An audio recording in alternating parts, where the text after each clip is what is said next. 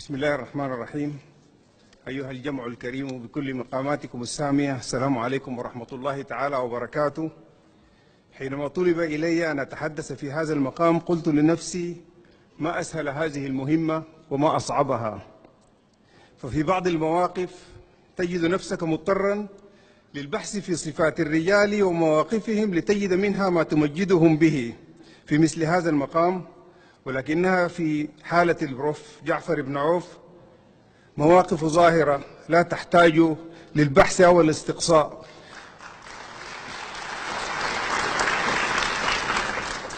ويكفي أن تصف ما تعرفه عنه ليكون تمجيدا ومدحا، وانتو كان رقتوا بوصف الشفتوا.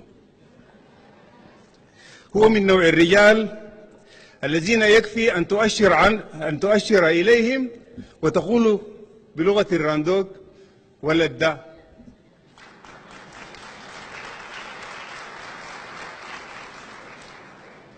تأخرت معرفتي به أكثر من 13 عاما عن موعدها، إذ كان يفترض أن ألتقيه في العام 78 عندما كنا في كلية الطب جامعة الخرطوم. جاءني أحد الزملاء وقال لي: يا زول القاعد لا شنو وزعوك مع جعفر بن عوف؟ قلت له طيب ماله؟ قال لي صعب وشاكال. قلت له بسيطة، نشوف لنا زول ما صعب وما شاكال. وقد كان، ولكنني حينما التقيت بالبروفيسور جعفر بن عوف في العام 92 أدركت أنني أضعت سنوات من عمري لم أعرف فيها هذا الرجل الكنز، لكن أن تعرف متأخرا خيرا من أن لا تعرف. وكنا نتداول مقولة بأن أهل كل تخصص في الطب يكتسبون بعضا من صفات زبائنهم، فلا تستغرب إن وجدت واحدا من اختصاص العصبية والنفسية عنده صامولة راخية. وفي حالة قبيلتي من اختصاصي النساء والتوليد أنا ما بفسر وأنتم ما بتقصروا. وفي حالة جعفر بن عوف أخصائي الأطفال أقول استمرت معه ولا أقول اكتسب من صفات الأطفال نقاء السريرة والمباشرة وبعض العناد.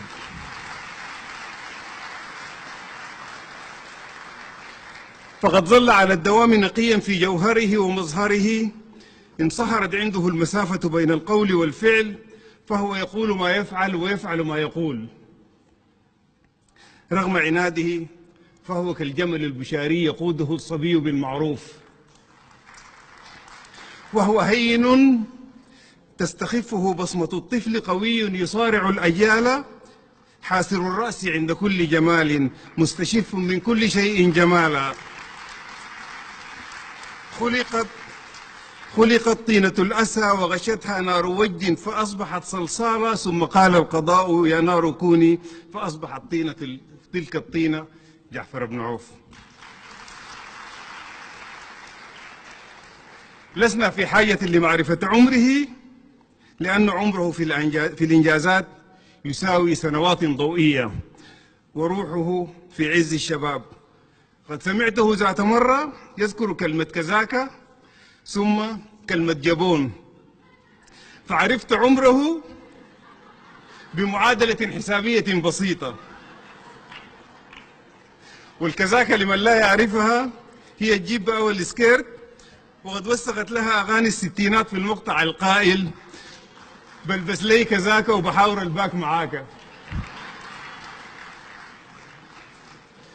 والجبون قطعة من القماش أيضا كانت تلبسه فتيات الستينات، في الخصر اللي يبدو ما تحته منفوشا، فيطابق قول صلاح أحمد إبراهيم لماريا: وحزام في مضيق كلما قلت صغيرا هو كان الخصر أصغر.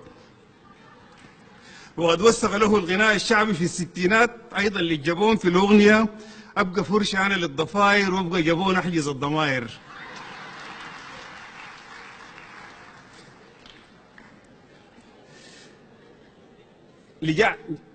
جعفر بن عوف أقرانه وزملاؤه وكل طلابه يؤكدون الصفات التالية عنه: شاء شايب، شاء شاطر، شاء شبعان، شاء شجاع، وشا شاكال، وشا شفاف، والشين الأخيرة تتعلق بالقبيلة.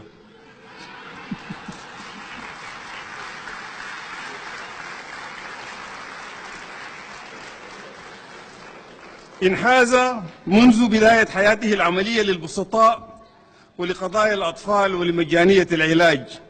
عرف دروب المنظمات العالمية والطوعية باكرا وسخرها لخدمة البسطاء والمسحوقين. كان بمقدوره وهو ابن الأكابر الشبكة كرسي جابر أن يبني مجده الشخصي، ولكنه تمثل قول الشاعر: فلا هطلت علي ولا بأرضي سحائب ليس تنتظم البلاد. فأثبت أنه ليس بالضرورة أن يكون أبناء التجار تجارا، فالتجارة ليست قدرا يجري في الجينات، ولكنها قناعات وقناعة. ولأنه أحب البسطاء وانحاز لهم فقد بادلوه حبا بحب. أحبوك لأنك تجلس معهم في الواطة وتخط الكورة واطة. أحبوك لأنك تحدثهم بلغتهم ولا تعوج لسانك بمصطلحات الفرنجة وأنت البارع فيها. أحبوك وأنت تؤكد للأمهات أنهن يحملن على صدورهن أعظم الجهاز للتغذية المتكاملة ومحاربة العدوى. أحبوك لأنك تؤكد لهم أن علاج سوء التغذية ونقص البروتين هو ملاح النعيمية، فيفهمون وينفذون فتعود العافية للأجساد المنهكة. السادة والسيدات، تكريم جعفر بن عوف ليس تكريما لشخص، ولكنه تكريم لنهج، تكريم للإنسان الرسالي الذي اختار باكرا ثوابته التي لا يتزحزح عنها، نهج الانحياز للبسطاء المحروس بدعواتهم. ود بن عوف حسناته يوجنه. هذا الشعب يحبك، بيحبك بتضحك ويحبك عبوس، وفي حضرة جلالك يطيب الجلوس، مهذب أمامك يكون الكلام. ود بن عوف صفى انتباه، تعظيم سلام وإلى الأمام.